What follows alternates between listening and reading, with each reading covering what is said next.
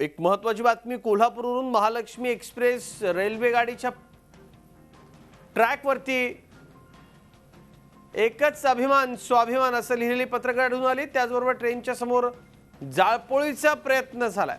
आरक्षणाच्या संदर्भात मराठा समाजाचा झालेला उद्रेक आहे। लवकरात लवकर निर्णय घ्या, अन्यथा याची जबाबदारी सरकारवर राहील।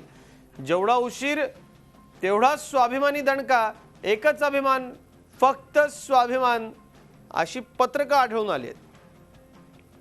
माझे सहकारी प्रताप नाईक आपल्या संपर्कात आहेत। प्रताप, नेमकं काय घडलंय? आपण बघतो की बरोबर 7:15 वाजता कोल्हापूर छत्रपती शाहू महाराज टर्मिनसवर ज्या ठिकाणी महालक्ष्मी एक्सप्रेस थांबते ती 8 वाजताच्या दरम्यान मुंबईला रवाना होते, त्या ट्रेनच्या बरोबर समोर काही पत्रकं जाळलेली आढळून आली। त्याचबरोबर त्या ठिकाणी लाकडाचे गोळे करून त्या ठिकाणी जाळलेले होते।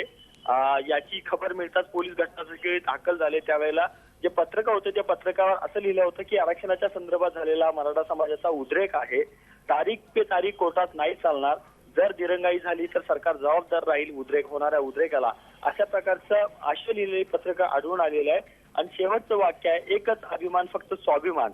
एकूणच आपण बघतो की मराठा आरक्षणासंदर्भात जे शांततेने मोर्चे निघालेले होते त्या मोर्चाला एकूण शांततेचं स्वरूप होतं, पण आता मात्र या आरक्षणाला घेऊन स्वाभिमानी संघटनेनं आपलं नाव टाकलं नसलं तरी एकच अभिमान फक्त स्वाभिमान असं म्हटलेलं आहे। त्याच्यामुळे नेमकं हे आंदोलन कुणी केलं याची शहानिशा पोलीस करतील, पण हे आंदोलन हिंसक पद्धतीनं करण्याचा विचार या सगळ्या एकूण कार्यकर्त्यांचा दिसला होता, कारण त्याच्याबरोबर समोरच ती जाळपोळ थोडीशी करण्यात आली होती।